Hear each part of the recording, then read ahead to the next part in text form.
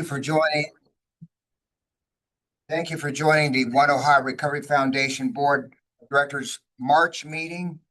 I would like to take a few moments to welcome one of our newest members, and let's see if she's on. Dee Stone of Region 2, are you on the phone or can you call in?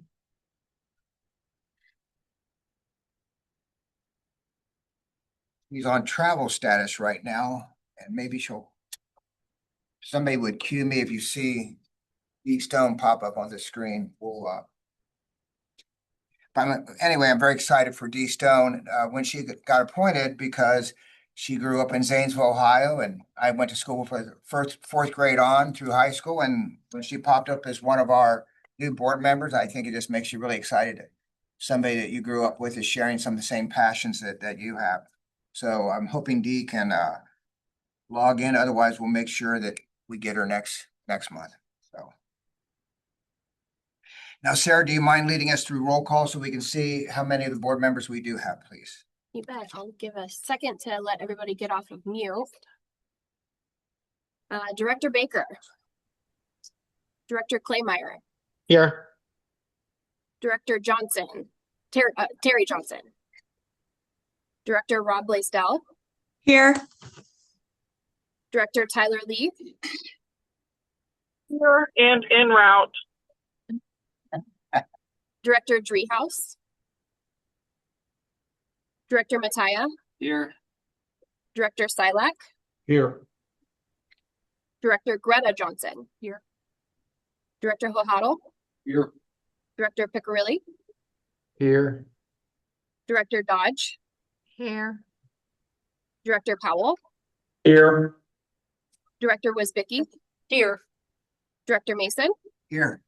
Director Ted St. John. Director Mayer. Here. Director Amen. Here. Director Bruce. Here. Director Hondrew. Here. Director Whiston. Director Gregoire. Here. Director Kidd. Here. Director Lee. Here. Director White. Here. Director Radcliffe. Here. Director Roizen. And we'll make a mental note. We have a quorum and we'll make a mental note if more call in or show up then. You know, I also want to welcome our guest. I also want to welcome our guest and thank them for joining us. Though we cannot hear your comments or your feedback during the meeting, if you email info@oneohiofoundation.com, we might be able to address, again, the comment or suggestion during the course of the meeting. The first item then is the agenda approval. Are there any proposed edits to the agenda? Hearing none, is there a motion, a second? Motion made by Mr. Kidd, second by Tom Whiston to accept the agenda as distributed. All in favor, say aye. Aye. Opposed? And the motion carries. We also have in our packet draft meeting minutes from the January board meeting. May I have a motion, a second to approve those minutes? By Jim White, second by Jeanette. Any discussion? Hearing none, all in favor of adopting the minutes, please say aye. Aye. Opposed? And the motion carries. Now I'd like to provide you with a few updates. As you know, we are currently processing our second round grant cycle, and we'll talk more about that in detail later in the agenda. Our board has taken an important role in this grant making process. Our next board meeting in May, we may need to start the process of approving grants. To prepare for this, and so we can do so without any conflicts, I'll be sending an email later this week that requests you complete the annual Board of Directors commitment form. Note that this form is different than the form requested by the auditor of state, or excuse me, by the auditor, and supports staff in making sure we do not receive details or deliberate about organizations that we have a conflict with. To support this work in your packet this month, you all received a copy of the Foundation's quick guide to avoiding conflicts of interest. Please take a moment to review that information. For more on this, I will turn it over to Andy Ferris to briefly update us on the work we must do to avoid actual or perceived conflicts of interest. Andy? Don, I'm glad you said actual or perceived. I'd like to just take a couple minutes from some material that we've talked about. I've got one paragraph. A conflict of interest, actual, potential, or perceived, occurs when a person has has an actual or apparent duty or loyalty to more than one person, group, or organization, and the competing duties or loyalties may result in actions adverse to one or both parties. A conflict of interest exists even if no unethical, improper, or illegal act results from it. That paragraph is what I look to every time I get an inquiry on a conflict of interest. And the difficulty lies in potential or perceived conflicts of interest. So when I'm dealing with a staff member or with board members with questions, 95% of the questions fall into that potential or perceived category. I think we're all pretty good at understanding what an actual conflict is. So if we focus on those potential or perceived conflicts, not only trying to avoid them, but disclose them, and in some cases coming up with fixes to manage those. So that's really what I'd like you to bear in the back of your mind when we're going through this process this year.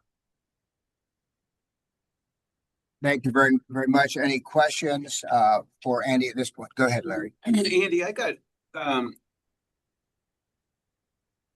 contacted by the Attorney General's office for the training that we did a couple of years ago.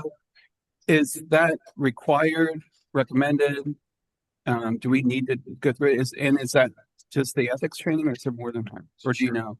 I don't know the answer of the basis of that inquiry, but going through the materials that they have in the process, I think is a good idea every couple of years. I think the Charitable University, Right. I know I went back through that probably 3 or 4 weeks ago. So I just assumed if they sent it to me, they must want it done. But thank you, Larry.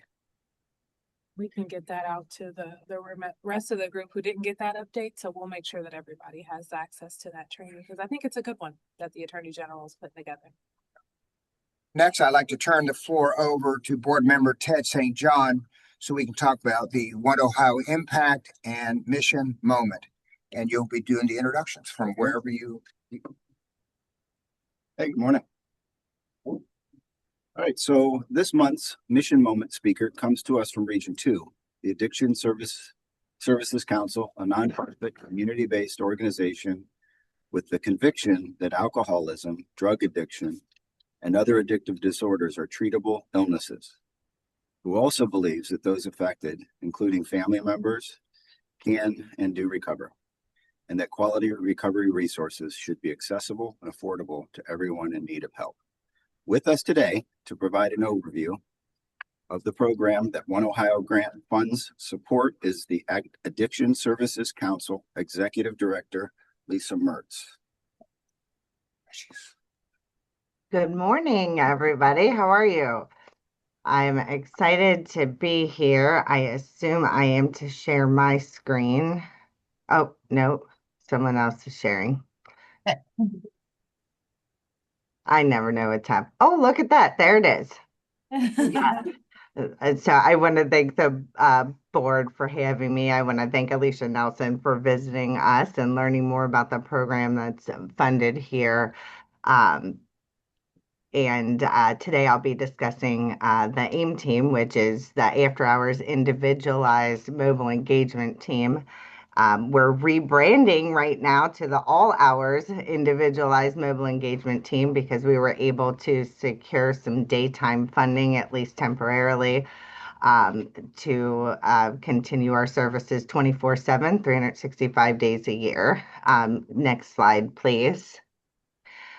So a little bit about the Addiction Services Council. We were founded in 1949, formerly the Alcoholism Council.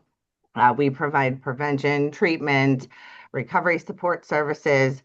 We serve more than 7,000 people a year, and we through that work repeatedly saw the same problem. So the AIM team's kind of my baby because I try and do street outreach for people in my community at least a couple times a month. And what I saw was people don't always want help during business hours. And people would out of nowhere say, I'm ready right now. And I would look at them and say, well, unfortunately, there's no one to take you right now. And some days we would see them on the coroner's list the next morning, and some days we would never see them again.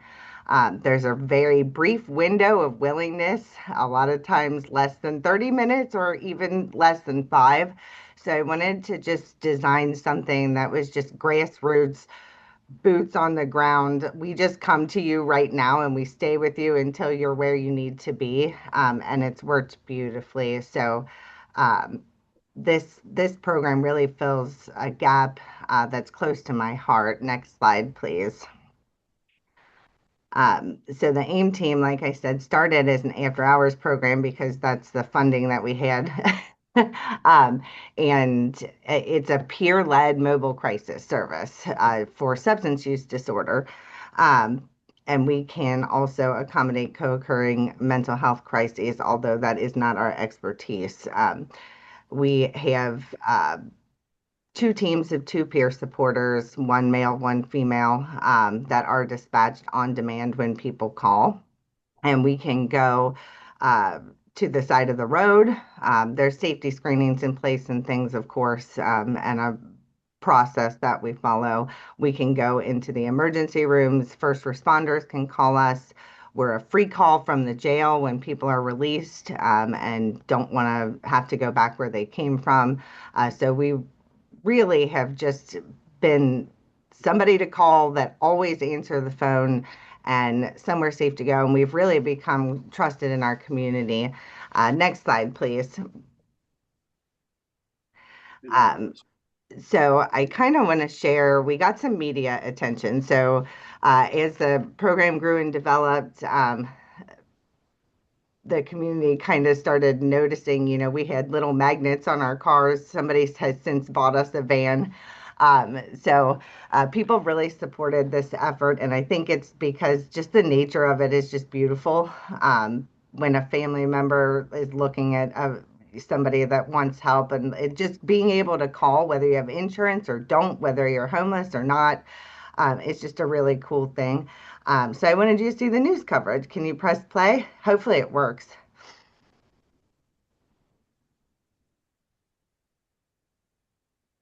We didn't do this.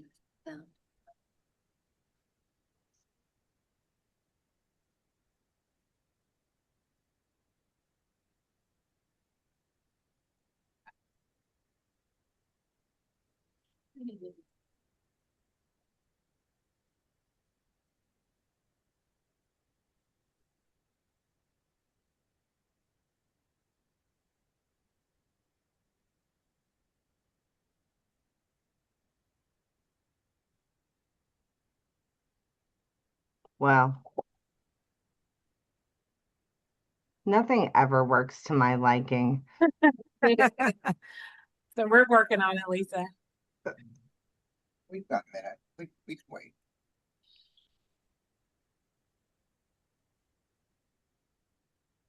Well, it was just the team had a really good time when the news came because they were jumping into their cars and they got to talk. People, they've got lived experience. And the cool thing about this program is almost no one quits. It's usually hard to find people to work night shift, but not here. They're responding to calls of crisis from those dealing with alcohol and drug addiction. As WCPO 9 News reporter Whitney Miller explains, this new unit is taking the pressure off local hospitals and treatment centers. Time to go to work. Diana Morrison and her teammates are mobile peer supporters. There's really no way to describe what it feels like to help. Since February, they've been responding after hours to folks in crisis, dealing with drugs or alcohol, a problem this team knows all too well. I'm in recovery myself, so I've been where they've been, and I've been feeling exactly the way they feel. The AIM program, or After Hours Individualized Mobile Engagement, operates weekly from 8 p.m. to 8 a.m., meeting those who suffer with addiction where they are. Going into these neighborhoods and these places where people are spending their last moments using, it's like you're in the trenches of someone's addiction. Lisa Mertz is the CEO of the Addiction Services Council. They started AIM because of a devastating reality. We would say, come in Monday morning at 8 o'clock and we'll find you somewhere to go. And we never saw them again. And sometimes they ended up passing away. Because she is also in recovery, she wanted to make sure those kind of calls never happened again. There's that need at night, which was never met before. And there are times in the middle of the night where no treatment center is available. In those cases, the AIM team brings the people here that need help to a meeting space where there's some warm coffee, warm clothes, and someone to talk to. Sometimes it feels like drugs is winning the war on drugs and alcohol is winning the war on alcohol. Because we lose so many. It's why Mertz takes time each day to remember the ones we've lost and the ones who still need our help. There are so many people that have beaten this and continue to beat this every day. In Cincinnati, Whitney Miller, WCPO 9 News. And even if you're not ready to go to treatment, the staff at AIM say they are open to listen. The 24/7 crisis line for the AIM program is 513-620-RING. That's 513-620-7464. And the service is absolutely free. Team of supporters roaming the tri-state. Yay, it worked. I really like that because you can just see how it's unique, it's fun, and I hope it can be replicated everywhere.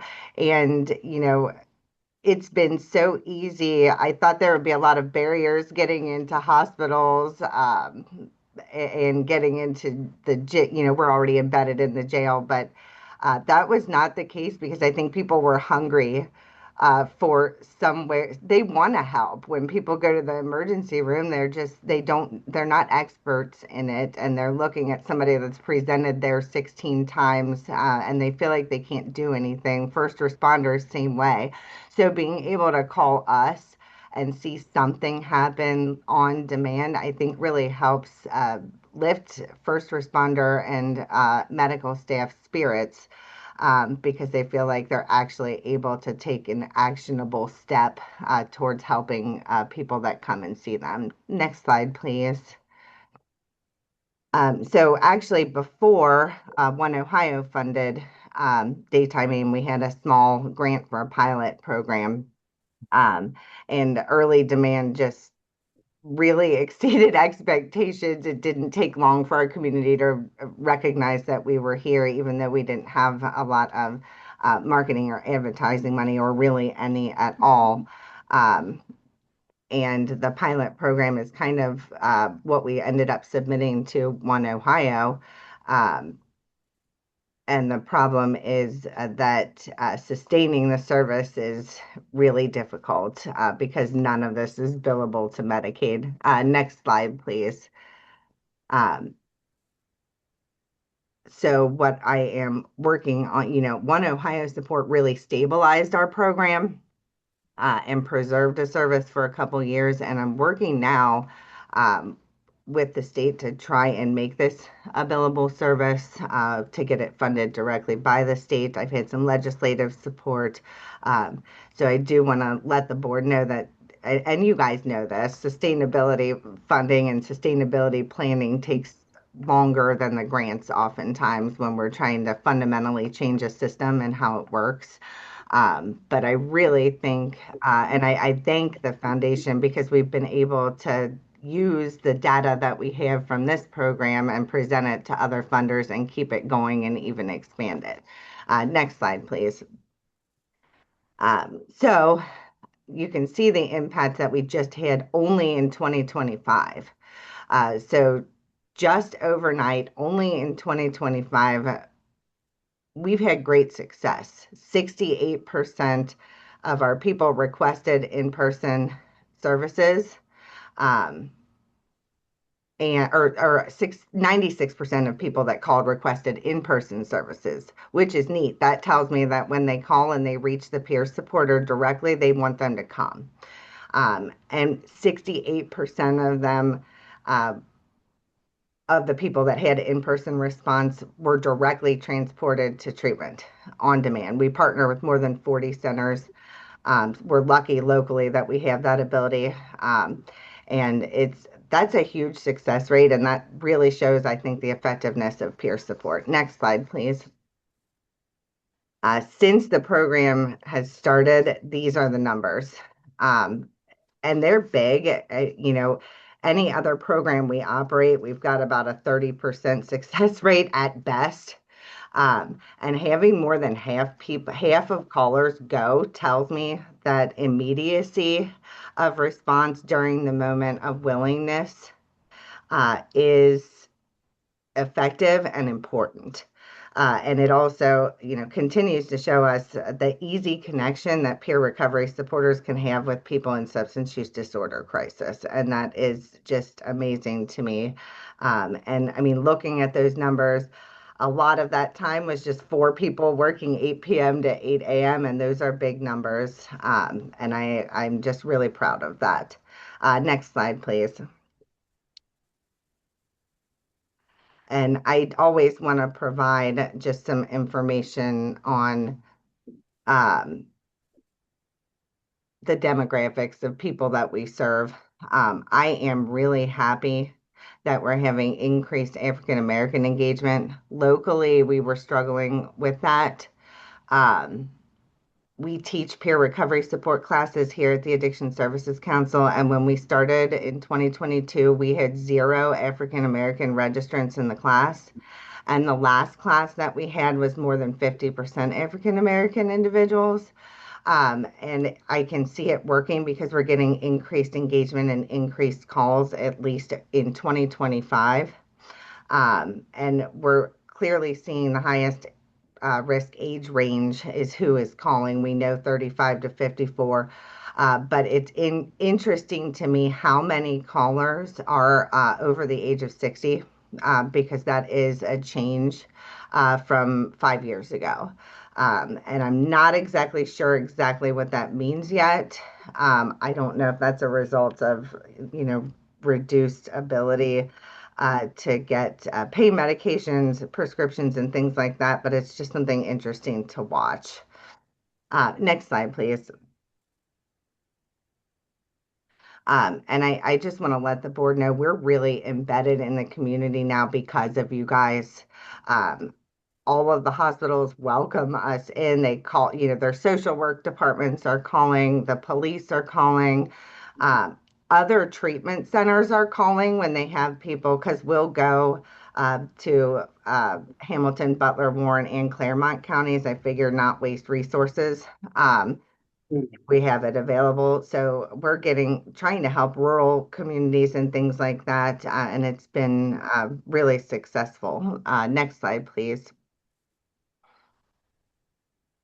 And we've just had, and I won't read these to you, we've just had a lot of, when we do our surveys about responses from stakeholders and clients, when somebody says, I didn't think I was going to make it through the night, my team knows that we never miss a call. I think we've missed 1 call in 4 years, 3 years. And they know that they may be the final call that they're making before they decide to end their life or before they decide to use for their last time. And it really is important to me that our first responders and hospital partners don't get jaded, because we need them. And I used to work in a hospital, and even I, with lived experience, got jaded. So, because it's just hard.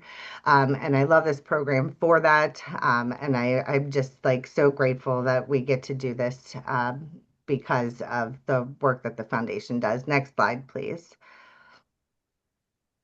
So I just want to let you guys know that you guys are supporting us in serving our community and all the communities in the state of Ohio. You're helping support people with lived experience that need and want a meaningful career. And they're attracting other people to the field. We're getting internships supported in hospital emergency departments. So this isn't just about crisis response. This is starting to result in hospital systems recognizing the value of having peer recovery supporters on their own staffs and training them to be a part of the medical team. And I hope that continues into first responder systems and things like that. And I think there's the one more slide of thank you and closing. Or not. That was it. Thank you and closing. Lisa, this is Don. It's just so good to see you again, and thank you for all you're doing. That's extremely impressive, and I hope that other regions can replicate your success, the program and success. So thank you so much, Lisa. Thank you. Good to see you too. Some familiar faces. It's amazing what you guys are doing. I'm proud. So thank you. Welcome. And now I'd like to turn the floor over to Alicia, who will provide this month's report.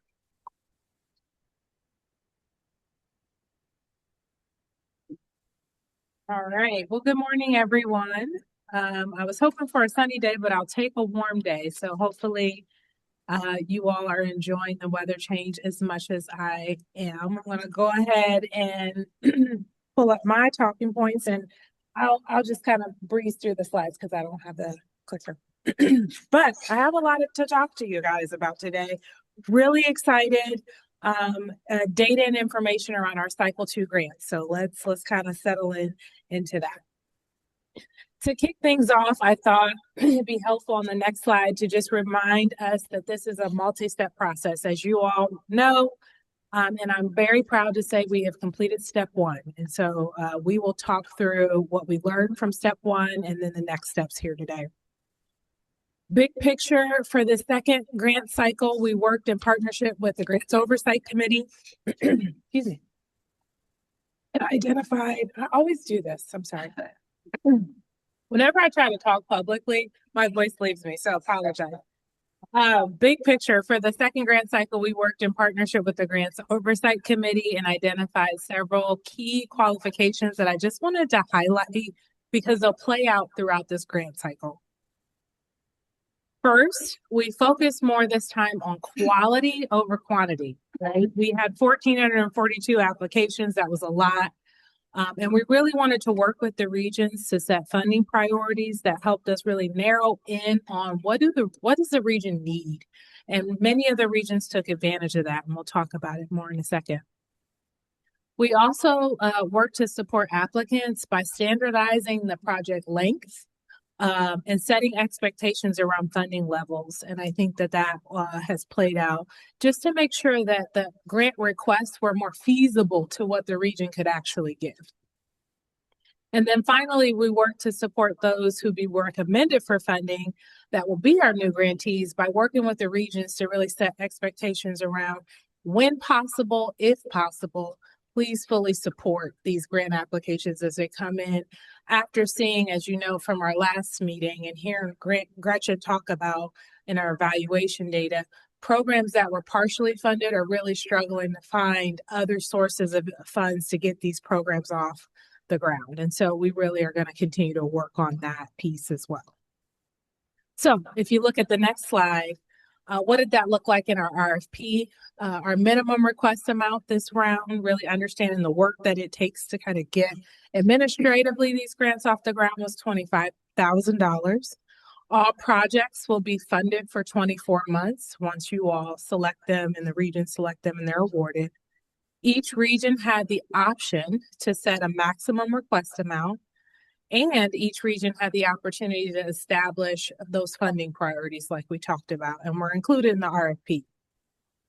For some regions who selected priorities, that also meant they could submit a funding inquiry for those only those priorities. So it's kind of a mixed bag. You had some regions who said everything is allowable, any abatement strategy.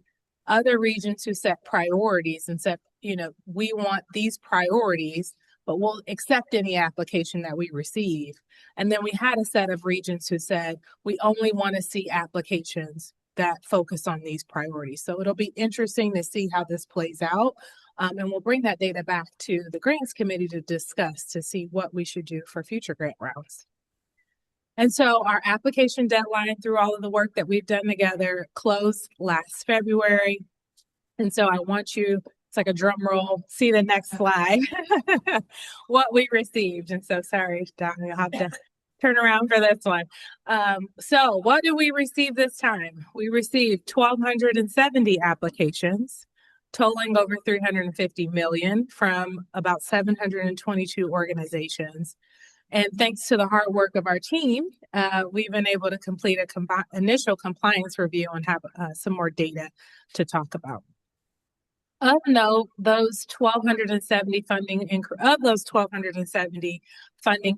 282 of the funding inquiries, so the applications, if you will, or the asks that we received, are from 136 organizations. So 282 from 136 applications, if you're following me, were folks who were awarded in the first round. So those are cycle one folks who have come back. We're working now to decipher of those applications, are they asking for money for the same project or program? And so that'll take us some more time to decipher, but I think that that's interesting data. I know that we just need to understand and what that looks like. We also know that in these funding applications or inquiries, we know that 55% of the applications were received from organizations in total that applied to the first cycle as well. So we've got repeat applicants. Not the first stat was really about who was awarded. This stat was about who applied in general last time. So 55%. So we're seeing a number of new organizations. 45% of the applications received were from new organizations kind of communicating with the foundation. Next slide. So we'll get into more of this in detail, but I just wanted to take a moment to compare, hopefully, the cycle 1 and cycle 2 data, just so you guys can see. So last cycle, as you remember, we received just over 1,400 applications, totaling over 500 million from 777 organizations. So if you think about our initial goals of really bringing the requests to a more reasonable level, I think that we accomplished that through some of the funding priorities and set some expectations around the dollar. I'd also like to take a moment to thank Laura and Asete and the grants team for all the work that you all have done. It was no easy feat, kind of translating 1,270 applications in just a couple of weeks. And so we're really thankful to have both of them and the grants, everyone on our team that works on grants on the team. So next slide, let's talk a little bit about what we received and get into more detail. So the first look that we'll take is by the abatement strategies. Our abatement strategies are things like treatment, prevention, harm reduction, if you remember. Of note, our 3 leading abatement strategies remain consistent from cycle to cycle. Recovery, prevention, and treatment are the leading applications that we received. I think we're always happy to see that because we know for prevention and recovery supports, those are the 2 abatement strategies that have the least funding opportunities out and up from other sources. And so to see, again, those 2 be the lead, really, I think makes me happy to know that our dollars will likely get to places where other dollars aren't. A couple of things to note about this slide as you look at it. I know in the top in the slide, the green bar represents the last cycle. The blue bar represents this cycle.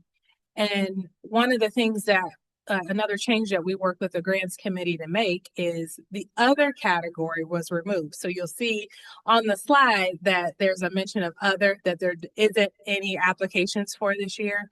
What we found from last time was folks would tag their applications other, but it really fell within one of the other abatement categories. And so we felt confident that we wouldn't lose any kind of innovative idea by slating them into another category.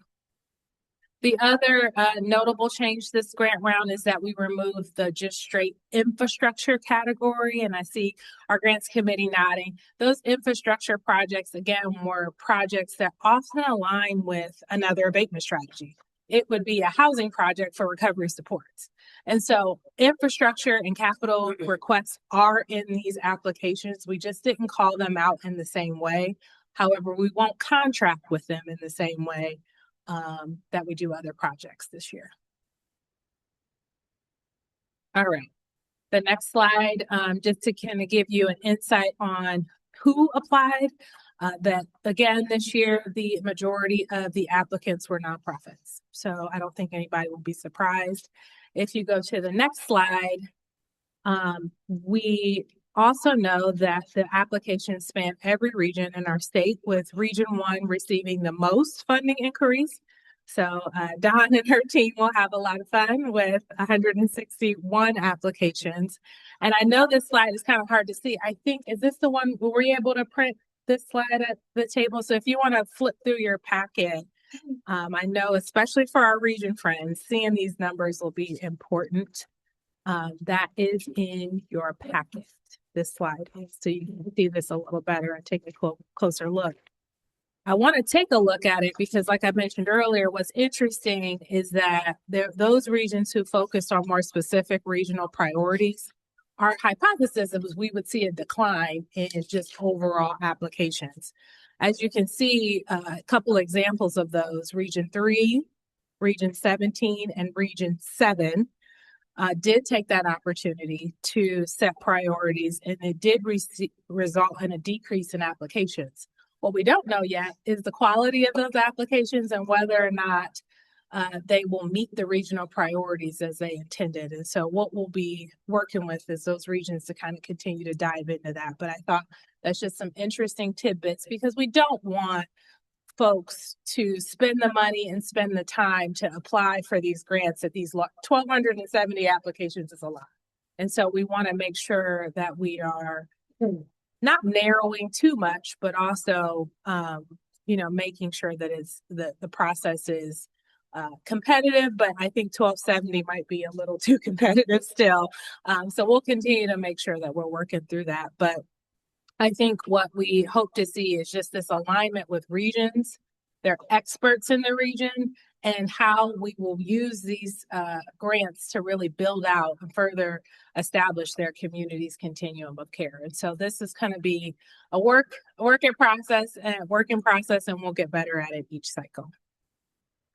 On the next slide, one important point that I want to if you go to one more slide, point out is that these numbers, that 1,270 applications, do not reflect the applications that will be disqualified during our compliance and eligibility check. As a reminder, this cycle, because we received so many applications, we're going to be taking a hard look at each application and really taking a look at whether or not they have their IRS tax status, whether or not they're registered to do business in Ohio through the Secretary of State. If they're a nonprofit, we're going to look at their AG status. And if they're not in good standing, their application will not move forward, and so on. And so I think, we really added, we did those initial checks last time. We had a process that didn't automatically disqualify organizations in the way that it will this time. And I think this will just further improve the quality of the applications that the regions will review. New this year are a couple of requirements that we're testing out for the first time. The first of those are, we're asking organizations to hold off on applying for our grants until they're 2 years old. We realized those really, really new startup organizations were really struggling with their application, with their program, with their work to get started. And so we wanted to make sure that the organization was set up for success and what we're calling grant ready for a One Ohio grant. And so we're really proud to work with the grants committee on that. We also set maximums hard caps on cost at 10% of the total requests. And so that was something that I think we all felt strongly about. The administrative spending should be capped at 10%. And the maximum request amount, if someone requested more than the maximum request amount in that region, that application is disqualified if they set a cap. And then new this year, we're also taking another harder look at the fiscal sponsors, not only reviewing the applicant, but also their fiscal sponsors for eligibility as a part of this process. So a lot to be learned. I think we'll again learn, just like we did the first cycle, what works, what isn't working, or what needs to be improved. And so there's a lot of work to do, but our goal is to find organizations who are grant ready, who we believe can carry forward the work that they intend to do or apply to do in the grant. So next slide, these will go pretty quick. It's just important information that we'll provide all the regions as they work to review and really deliberate on the grant cycle. So we will come prepared to give the regions the information about who made it, who didn't. They'll know the full scope of what they had with us and be able to kind of talk those things through. Regions will, if you go to the next slide, start reviewing applications over the next several weeks. And really, our hope is, if possible, and I know some of our regions have over 150 applications, we're trying to push to get these all done by May 29th, with the hope that these projects can, not be delayed too long before we award and start the process, as we tried to do last time. And so on the next slide, you will see we have 3 regions who have started the review process. So yay to region 1, 4, and 6. They have already begun the review process and have received their applications and their packages and access to our new grant portal. So thank you, Laura and the grants team and the region team for kind of getting that out so we can kind of kick this off. And then as a reminder, as we talked about at the beginning, this will step through the process from there. So if you go to the next slide, the applications will then go, once the region approves them, to the expert panel. But if you go to the next slide, I believe this is another new part. If you remember, once they go through the expert panel, they get a technical review application. And this is really a process that we hope will help the grantees. They will get, at that point in time, how much they were awarded and have a chance to just provide any technical details for their contract that may be needed so that the staff team can put a contract together that sets them in the best place to move forward. They'll be able to pick things like their start date and etc. So this is a super easy, I'd say 10 or 15 question, just technical, who's going to be your fiscal point of contact, who's going to be your program point of contact type of application, if you will. And then once they check all of those pieces out, if you go to the next slide, they'll come to the grants committee. If you go to the next slide, they'll go to you. And so that's just to kind of step through that process pretty quickly. Any questions about what we received or the process that you may have, I'm happy to take them. Do you mind going back a couple of slides that had some of the timelines? Yes. The timeline slide. Yes.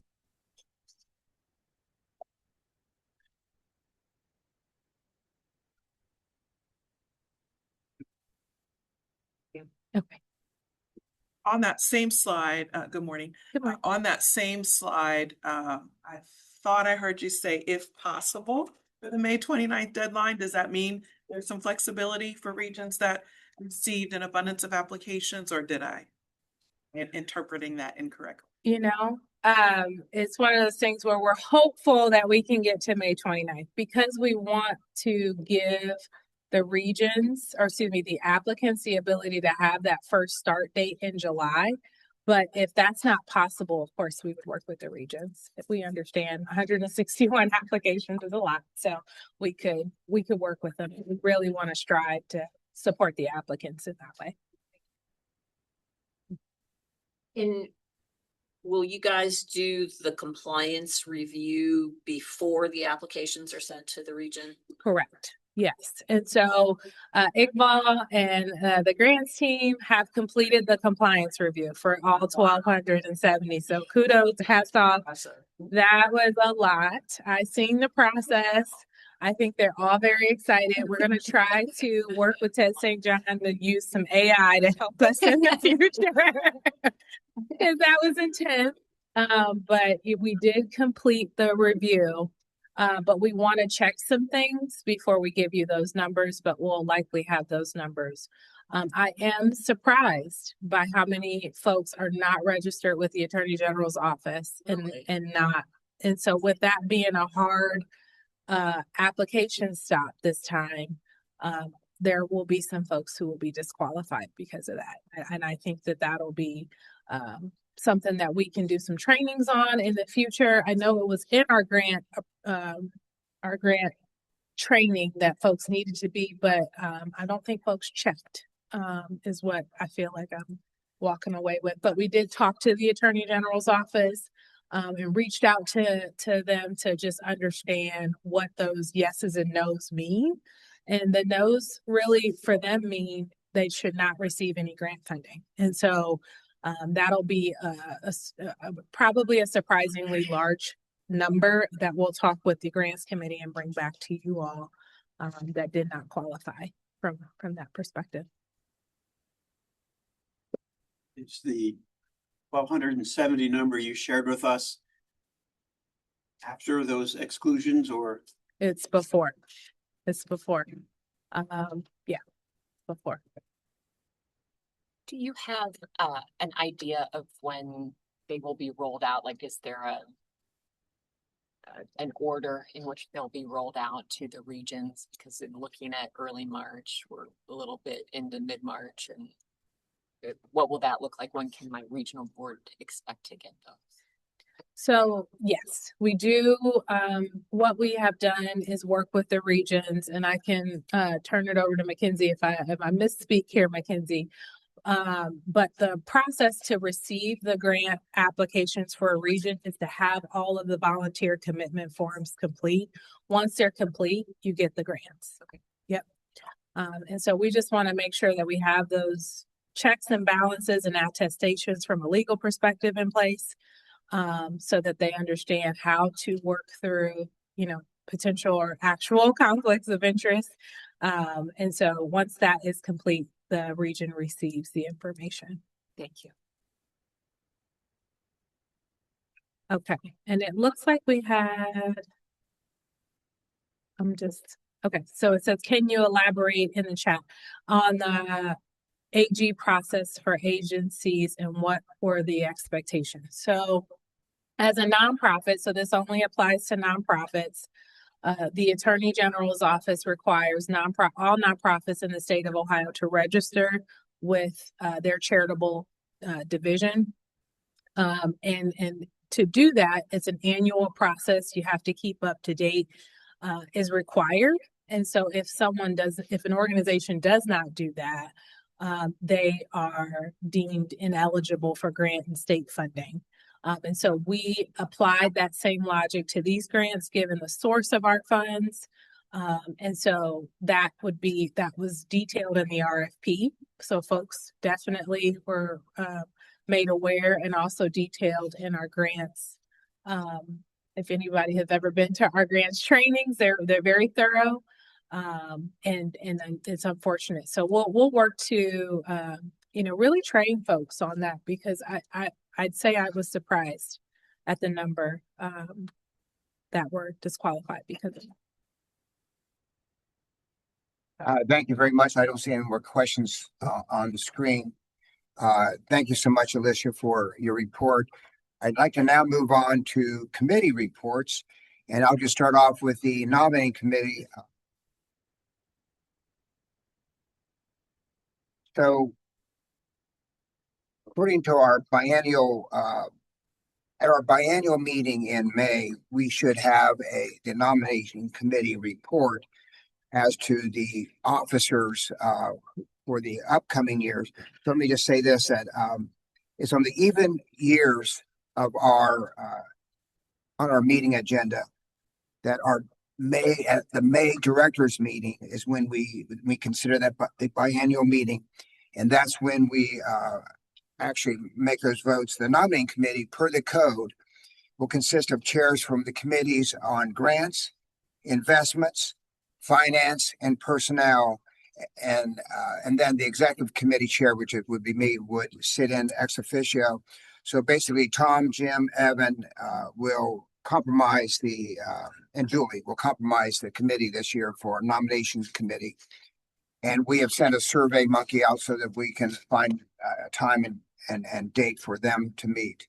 So again, look forward to the May meeting. We'll have some leadership changes. I've been honored to serve as 2 years. And I thank Larry for all that.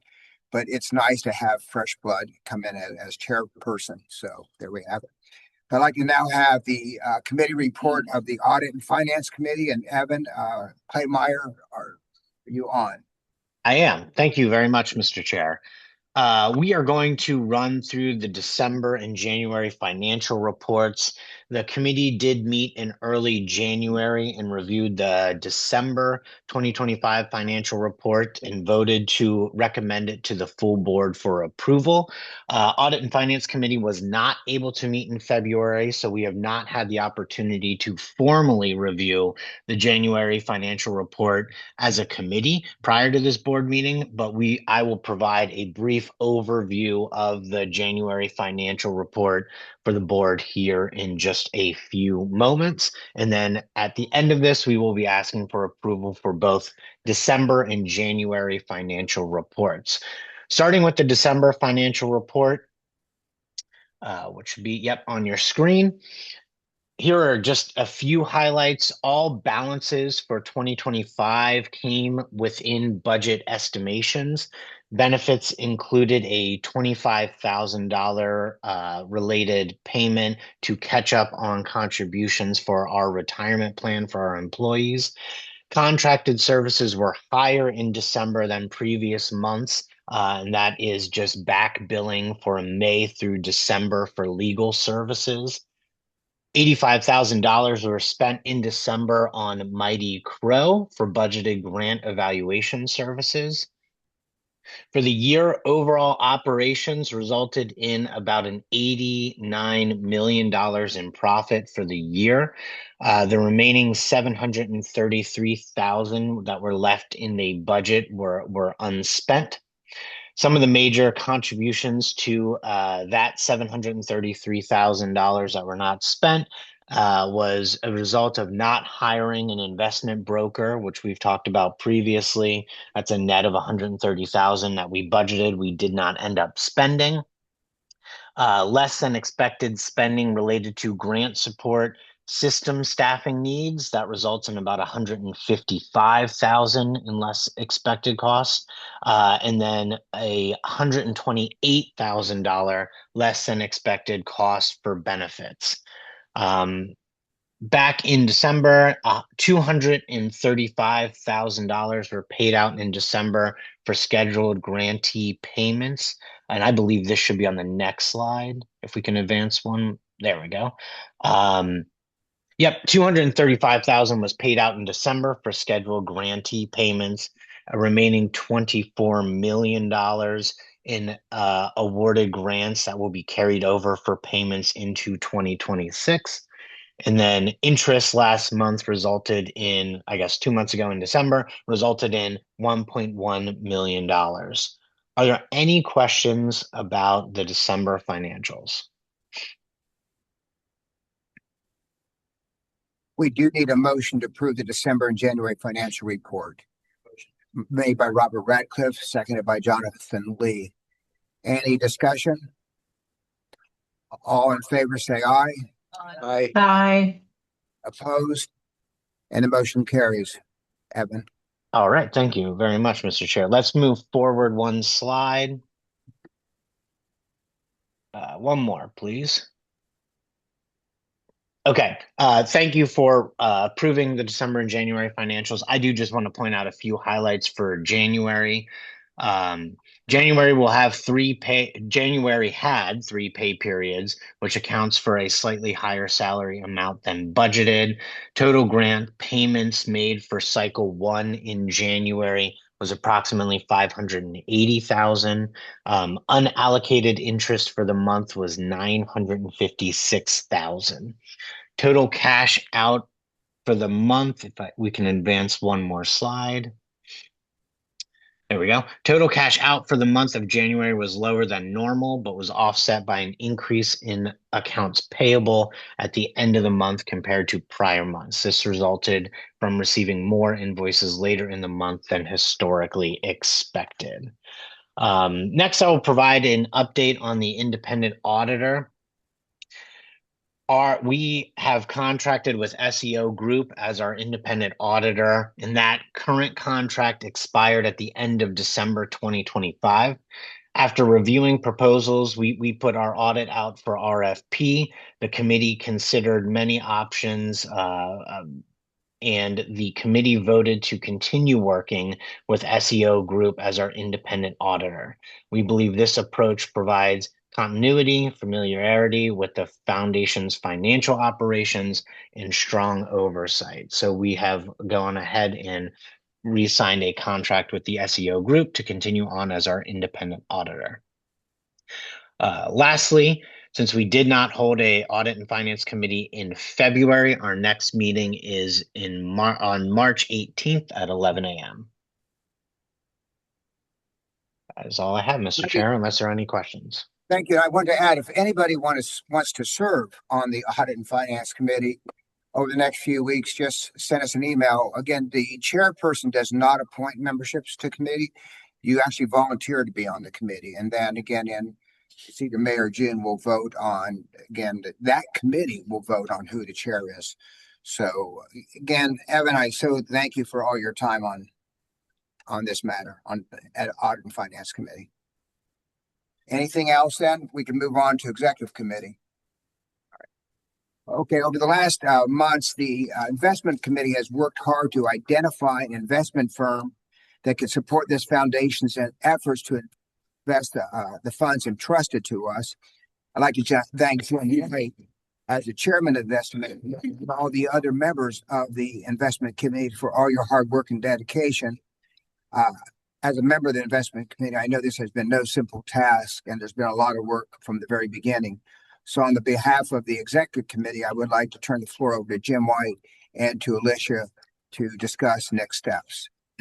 Great. Thank you, Don. I really appreciate it. First, I want to say, a big thanks to Jonathan, Tom, Larry Kidd, Don, you sit in a lot of these meetings, and Amy to keep us on track. This is a real kind of milestone, I think, right now for this organization and the process that we went through in really selecting and approving BlackRock as our outsourced chief investment officer. This process started back in probably late summer, where we sent out an RFP to roughly, I think, 17 participants. It was a wide-ranging RFP that went out to a lot of different firms, including banks in the state of Ohio. All participated: Huntington, Fifth Third, KeyBank, PNC, who is managing some assets for us now, participated as well as a bunch of other firms. And really, we had as part of kind of 4 or 5 kind of guiding principles. The first being fees, right? What is this really going to cost us? Because at the end of the day, fees do eat into returns. And when they eat into returns, it eats into the money that's available for us to spend on things like we just saw earlier. So that was really a big consideration for us. And that was really the first kind of screen that I think the investment committee applied to the 17 proposals that we got in. We kind of narrowed it down pretty quickly to people that, weren't as aggressive. And so we narrowed it down from, I think, 17 down to 9 or 10, which we actually scored, and fees was a big kind of component of that. The second thing was, who had kind of deep experience working with organizations, like ours. With respect, we heard, folks who had experience dealing with cleanup sites. We had some that actually have dealt with the tobacco issues. So some of that deep experience working with organizations like ours was super, super important. And also someone that was going to bring really the kind of analytical rigor, intellectual capital around kind of our spending and investment policy development. And that's going to be a super important part of what we're going to do here over the next couple of months, to hopefully present to you at our next board meeting in June, is who can really, bring that rigor, that intellectual capital, and really thought leadership around what's going on, kind of nationwide with respect to how organizations like ours are putting in place investment policies, spending policies, etc. The third thing was just a referenceable client list, right? So that was super important for us. And then finally, just, who's going to be kind of the best fit, right? Both working with Alicia and her team, and Iqbal was transitioning with Jim Quinn and Amy, etc. So who's going to be really a great fit for the investment committee and the staff working with this organization moving forward. And so I think we found a great partner, in BlackRock in that respect. So it's a real pivotal moment for us. We've got a lot of work ahead. BlackRock is actually here. We've got two folks who bring a lot of experience to the table with respect to advising large organizations like ours, foundations, endowments, etc. They bring a great team in place. We're super happy to have them as a partner. We presented, once we scored the 10 people that, the 10 contestants, if you will, potential partners, we narrowed that down to a list of 4. We brought those 4 partners. We did Zoom interviews with 4. And after that, we actually narrowed it down to 2. We brought them in for actually, in-person interviews. That lasted at least, I think, an hour. It was a great chance for us to kind of check the box with respect to fit. And then after that, we, checked references and really came back. The investment committee came back and we voted on this, and we all agreed pretty unanimously who the best partner was going to be. We presented that to the the executive committee 30 days ago, and they approved our decision. So there's a lot of work ahead. Today, we are going to spend the afternoon with BlackRock and the investment committee kind of going through kind of a risk workshop, right? Talking to them about what we think is important, what they think is important. I mean, this is a very collaborative process. I would hope that we've talked about getting other board members involved in this, and there might be an opportunity to have several other workshops that we set up, maybe Zoom meetings over the coming probably 2 or 3 weeks, maybe a month, just to kind of educate you all on this, which I think is super important. We do want feedback, but there's a lot of work ahead, and hopefully I'm prepared with some recommendations on spending, investment policy development at our June meeting. With that, I'm going to kind of turn it back to Alicia, and then I think the BlackRock folks are going to maybe spend a few minutes, John and Ned, kind of introducing themselves. So thank you. Certainly. And the only reason I wanted to just chime in is because I wanted to just kind of link where we've been to where we're headed. As you all may remember, back in May of last year, we were in the library and we had a facilitated session where we all had a conversation, deep conversations, right, about where we're going, what we wanted to do from a strategic standpoint, what we wanted to do from an investment standpoint. And we stood up, and you all stood up and stood next to the strategy that you wanted to see us as an organization explore. That strategy was a term endowment. And so setting these things up over the last 6 months was intentional from that meeting. So we haven't lost that bigger picture. But I think what we would like to just remind everybody is that as we introduce this team, which I'll ask them to come up in a moment here, that there's still a lot of work to do. So you all will see the numbers. You all will have an opportunity to weigh in on this model. They'll offer up some other models. So the decisions have not been made. What we've done today is really focus on who our partner will be to help our whole board, help you all. So really talk through and walk through this important foundational step. I think this is critical, just as critical as the 2 grant rounds we've done so far. You all will make these decisions. parallel to our work with the investment committee, I just wanted to also mention some of the other projects that will kind of kick off alongside this, just so that you know the other elements of what we talked about last May haven't been forgotten. And so, I know the investment strategy will recognize the dollars and cents that we'll have and that we've been entrusted as a foundation. But we also are going to start the process, if you guys are interested in it, to set our first strategic plan and really think about the impact that goes beyond just the dollars and cents, what outcomes you all want to see across the state over the next 3 to 5 years. And I think that that's critical to understand that how we're going to spend the money and how we're going to invest the money kind of go together, at least in my mind. And so we will start that process as well as alongside this process. Second, through the process, I think it's important for you all to know that we have, 10 or so settlements that look different and are different. And so through this process, the other piece that I really hope that our team can bring to you is what each settlement looks like, what the nuances and differences are, because right now I think folks have been just talking about opioid settlements when there are different reporting requirements, there are different formulas for regions and communities built within some of these that I don't think we've talked about enough yet. And so we'll get into some of that detail so that you can make the appropriate spending and investment decisions based off of the restrictions that are included in each of the settlements and bankruptcies. And then finally, just to kind of really think about, we're already getting questions, if you can't believe, on our next grant round. When's the next grant round, right? So this process is our process to identify those numbers for the next grant round as well. So this is all kind of going to be happening at the same time. But I wanted to just say those things so that folks knew that this is a good year for us. It's going to be a great year for conversation, great year for you all's leadership.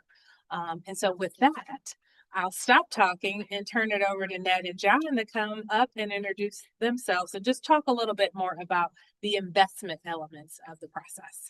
Would you like us here or should you're okay?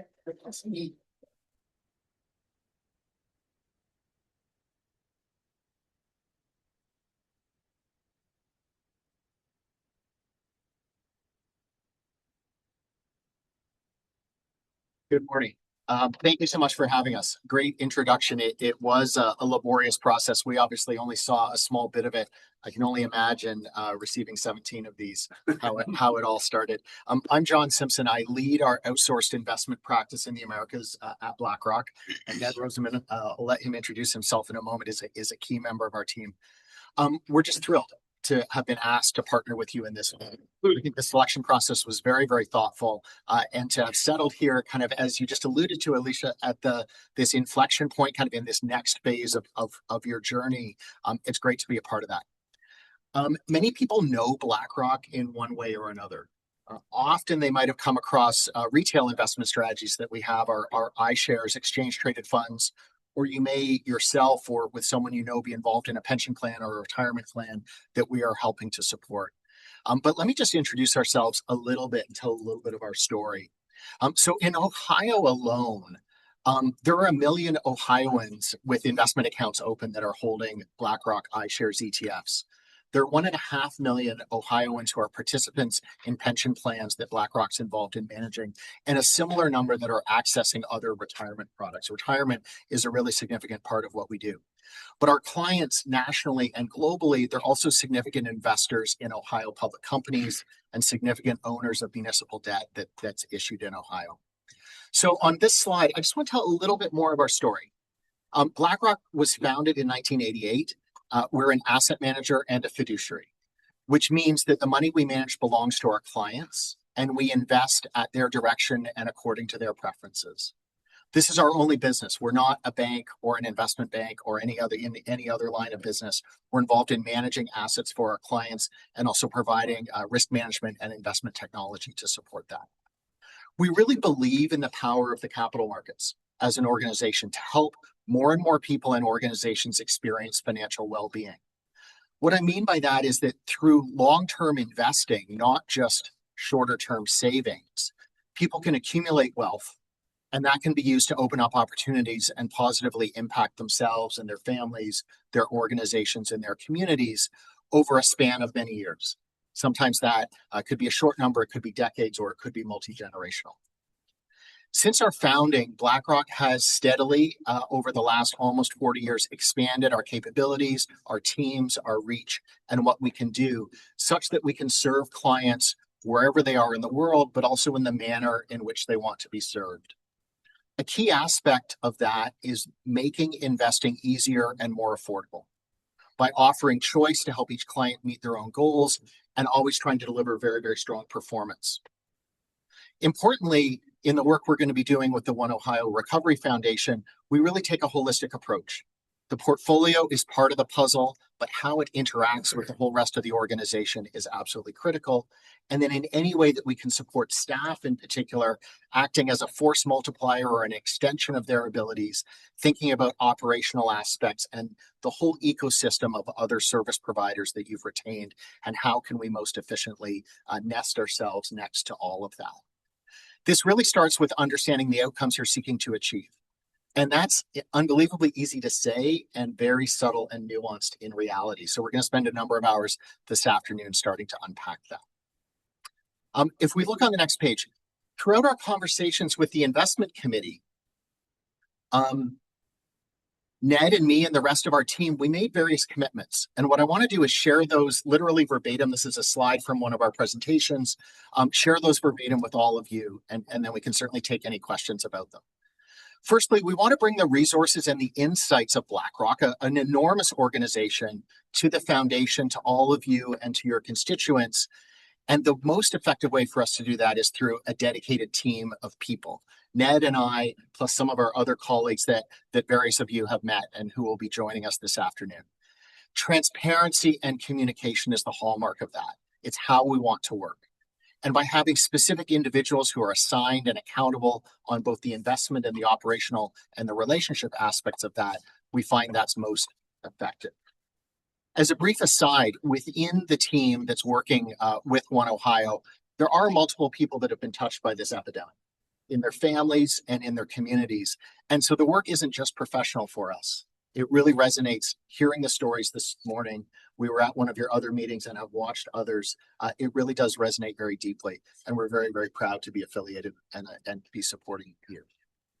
The second thing we focused on was that we want to think about, as Jim just alluded to, how do we design and refine an investment strategy and a portfolio that's going to best serve this journey that you're on. That reflects, it needs to reflect and respect what your thoughts are as a board about the spending approach. Building on the work at the board retreat and other things, we understand the goal is to be what we would call a term endowment, not something that will have a perpetual life, but something that ideally will have a pretty long life, 30, 40, 50 years, whatever that turns out to be. And that the strategy, both in terms of the assets and how they're invested and how they grow, as well as the spending of those assets, is very well aligned.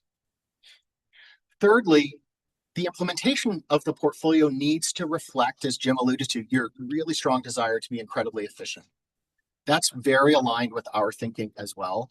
We want to prioritize low cost, transparency, simplicity everywhere in the portfolio, in addition to some other things like liquidity and an easy to understand portfolio. If desired, we also have tools to allow other dimensions of customization that can align with your mission. And this will be a conversation that we start over the next couple of months as well. If you wanted parts of the portfolio to take an elevated exposure to the state of Ohio, or to be respectful in particular aspects around the source and the purpose of the funds that are in the portfolio, we can shape the portfolio to reflect all of that. And then lastly, we want to deploy our capabilities and our approach in a way that is very intentional. It's very targeted, but also has flexibility built into it, that we can evolve with you over time. As the asset base grows, as your spending needs change through time, as things happen in the markets in terms of opportunities and risks, and always being respectful of the preferences, recognizing that you as an organization, all of you in your responsible positions, will also gradually evolve and change over the years. We want to make sure that we can be very respectful of the preferences of the various committees and the board through time. Let me turn over to Ned to introduce himself and also talk a little bit about what are the BlackRock capabilities that back this, as well as what comes next. Great. Thank you, John. So I'm Ned Rosenman. I oversee the client side of our total portfolio solutions business, specifically for nonprofits. So, excuse me, Alicia, I put it the same thing. Specifically for nonprofits. So really engagements exactly like the one we would be doing with One Ohio. And I just want to echo what John said about how honored we are to work with the foundation, how much we appreciate all the hard work from staff, from the committee, and from this board. As John said, maybe I'll go through a little bit about what are the tools within the organization that we leverage in order to support a lot of the commitments that we've made to the foundation. And so on this slide, you see a few different examples. It's by no means the full list of all the things that we do, of course, but it's sort of selected toward what we think is going to be kind of the most impactful and most important in an assignment like this. And the first, and Jim touched on this as well, is kind of the investment journey. What are the resources to have that kind of analytical rigor to help the foundation as it thinks about what do you want your spending policy to be? What do you want the investment strategy to be that kind of reflects that policy? We do an enormous amount of work, not just for nonprofits, but also, as has been mentioned, for retirees, for individuals.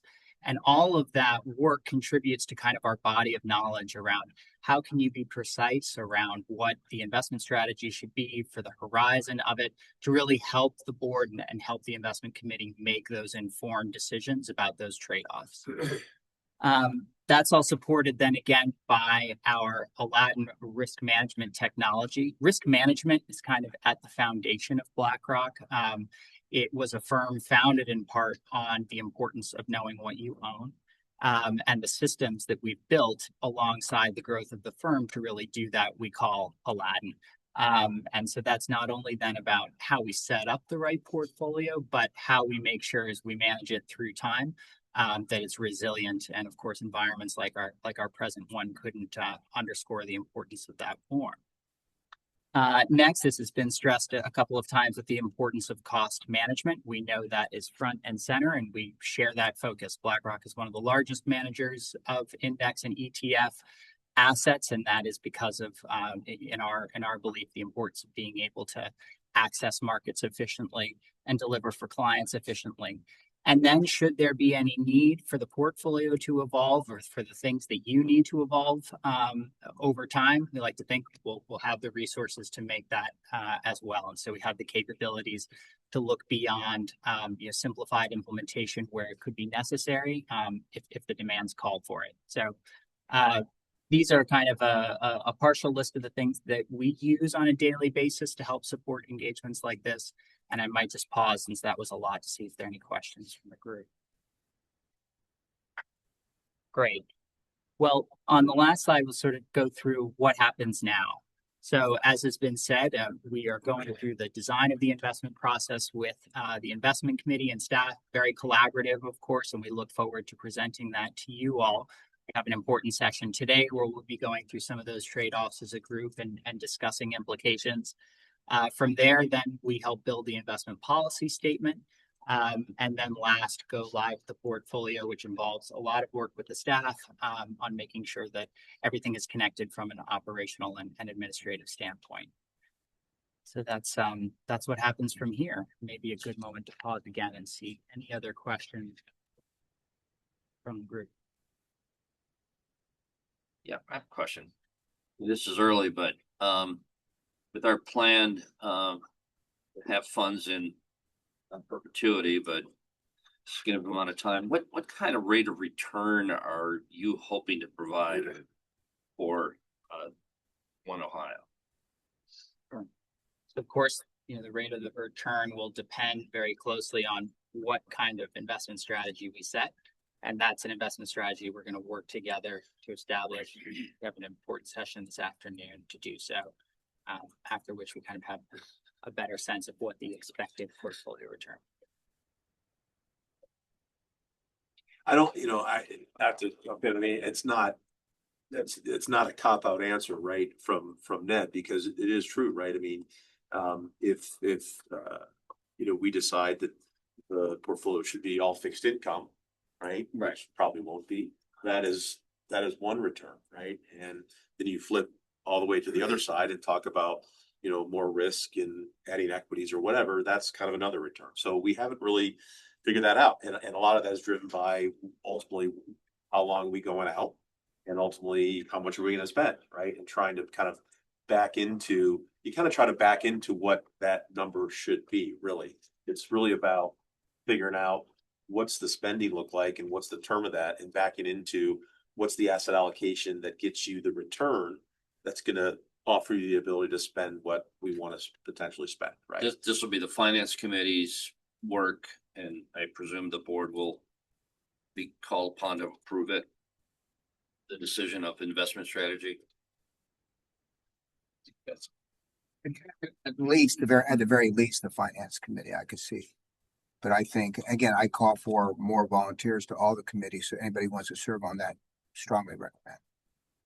And I think this is a great opportunity for us. And I had the opportunity to have breakfast with Ned and John this morning. And I think it's also an opportunity for us to really talk about the governance of all of this, right? Meaning, what is the ultimate process for the spending, and when do we, at what point in the year do we decide that we're going to spend X, and then when is the grant cycle? So it's an opportunity for us to really talk about the governance of all of this, right? From an investment committee, grant making, et cetera. So, we're going to need collaboration from a lot of different folks to kind of walk through this before we really set up. But, that investment policy statement should be a guide to a lot of that, the governance of it, the spending of it, the implementation of the investments, et cetera. So that's everybody should have a hand in, I think that.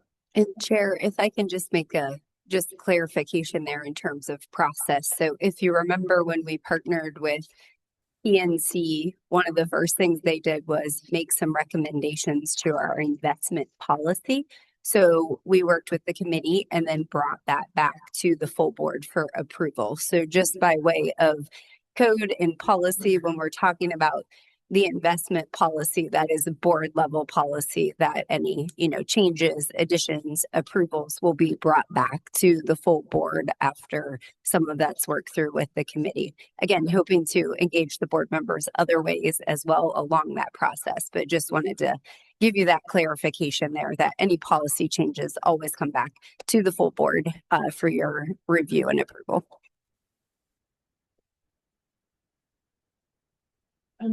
Just to add, I know we've talked a little bit, Jim and I, about the grants committee and how important the spending elements of this will be. And so I think it's going to involve a lot of folks to really sort out what this will look like on a year-to-year basis. What we know so far is it takes about 18 months for us to get through a cycle.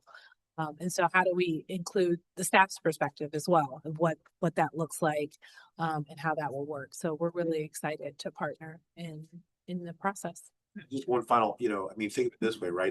I'm just using hypotheticals, right? If you had $100 million, right, sitting in the bank and said, okay, I only want to spend, $2 million, okay.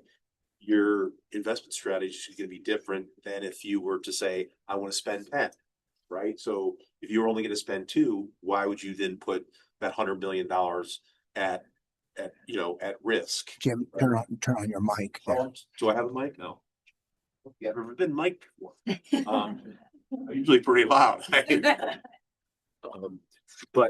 So if you were only going to spend $2 million, right, your investment policy on that $100 million would be completely different than if you had to spend $10 million, right? Because if you had to spend 10, you're going to need to grow that 100 million, right? So that's why, trying to arrive at, what kind of return can we expect is kind of really difficult at this point. Like, we're going to have to back into that ultimately. Thanks. I can tell you this, it'll be somewhere between 2% and 8%. I guess it's good to have an over under. Well, I want to thank everybody for the presentation. I don't see any other questions from those who've called in.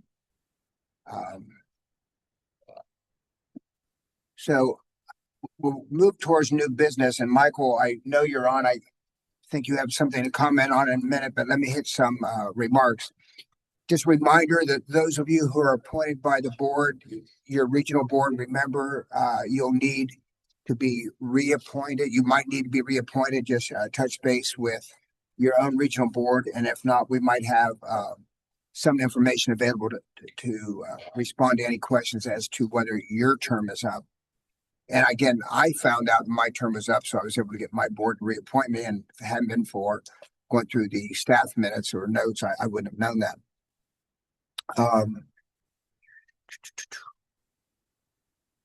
Michael Rosen, my understanding is you have a comment you want to make? Well, the only comment I wanted to make was a article came out yesterday, Tuesday, that was the VA 600,000 person study of people who had taken one of the GLP-1 drugs for diabetes management versus others. And there was a substantial reduction in abuse from every drug known to be abused, that is cocaine, alcohol, opiates, etc., by the GLP-1s. As I said, I think probably 2 years ago, I think that eventually what will happen is we'll get the genotypes of all those willing in 5th grade or so and put them on those with the 17% that have the genes that favor addiction.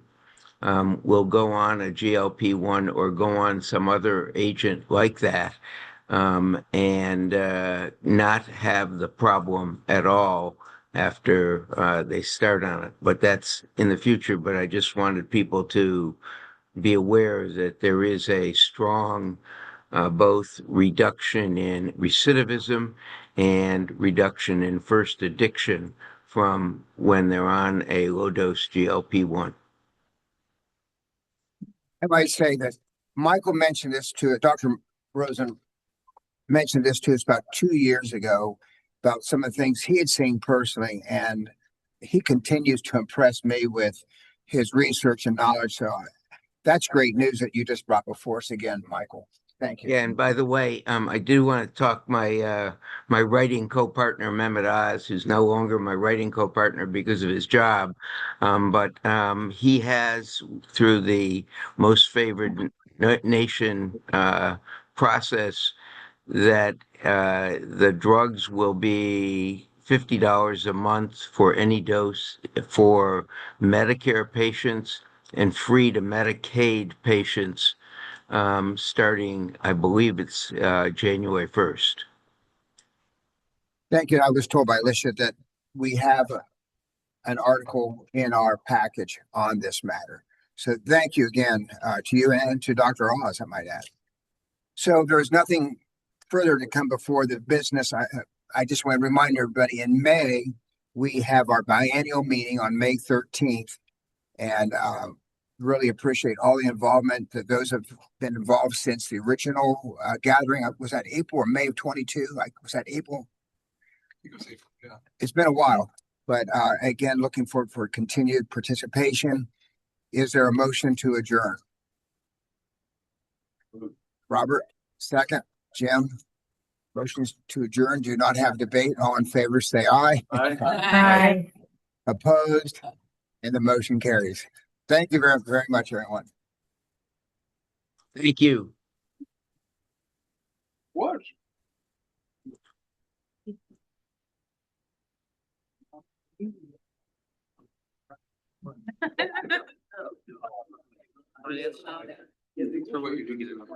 Well,